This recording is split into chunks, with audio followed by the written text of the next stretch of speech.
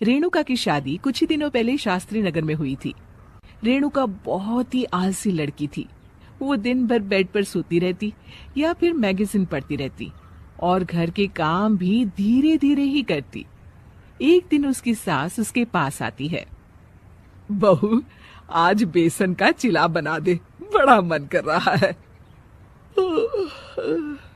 हाँ मम्मी जी, बनाती हूँ थोड़ी देर में। थोड़ी देर में? अरे थोड़ी देर में तो रात के खाने का वक्त हो जाएगा बहू। अच्छा मम्मी जी, तो फिर आप रात का खाना ही खा लीजिएगा ना। हे भगवान, कैसी आलसी बहू मिली है मुझे, हर काम को बस टालती ही रहती है। रेणुका दिन भर बस आलस पना ही करती रहती। एक बार रात के खाने पर सब बैठे हैं तो रेणुका का पति कहता है, अरे ये क्या, आज फिर से करेला? रेणुका, हफ्ते में तीसरी बार ऐसा हुआ है कि करेला बन रहा है। कुछ भी बना लिया करो। अरे इतनी सारी सब्जी मिलती है मार्केट में।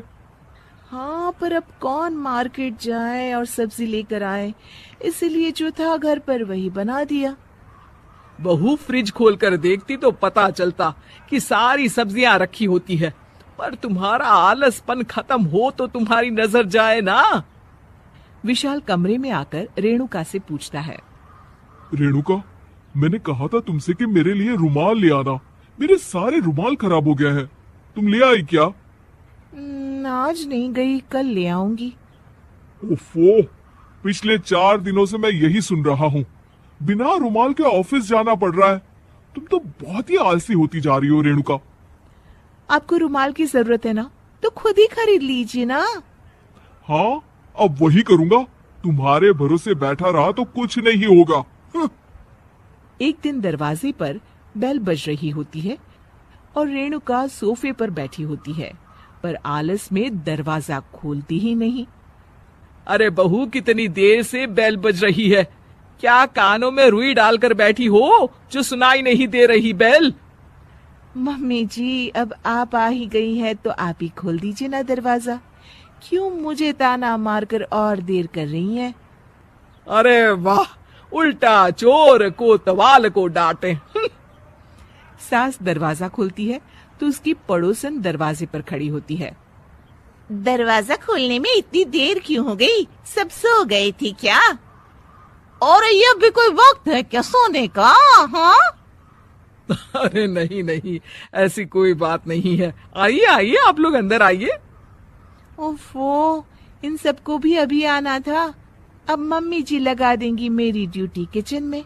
बहू पकोड़े तल दे, बहू चाय बना दे। अरे बहू, सो गई क्या? कब से आवाज दे रही हूँ, जा चाय बना कर लिया। हाँ मम्मी जी, अभी जाती हूँ थोड़ी देर में। सास रेणुका को आंख दिखाती है। मतलब थोड़ी ही देर लगेगी चाय बनाने में, अभी ले आती हूँ, बस झटपट। रेणुका रसोई में जाती है और इसी आलसीपन में वो चीनी की जगह नमक डाल देती है। जैसे ही सब चाय का घूंट भरते हैं, चाय थूक देते हैं। थू थू थू थू, ये कैसी चाय बनाई है तूने रेणुका? इसमें तो सारा नमक भरा है। हाँ, और ये पकोड़े, इसमें इतनी मिर्च है कि मेरी तो हालत ही खराब हो गई खाकर। और रेणु जी, आपकी खातिरदारी में पहले तो कभी कोई कमी नहीं रहती थी, पर जब से आपकी ये बहू आई है ना, मामला कुछ गड़बड़ा सा गया है। हाँ हाँ, जहाँ आप इतनी एक्टिव हैं, वहीं आपकी बहू एकदम आलसी, एकदम राम मिलाई जोड़ी लगती है।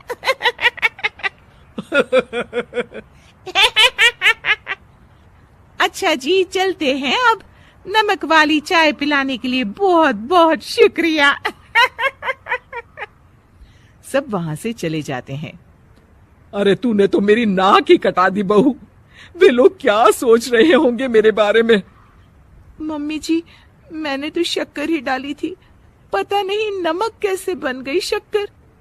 शक्कर नमक नहीं बना बहू रानी, तुम्हारा ये जो आलसपना है ना, ये उसी का नतीजा है। सॉरी मम्मी जी, अब मैं ये आलसपन छोड़कर सारे काम अच्छे से मन लगाकर करूंगी।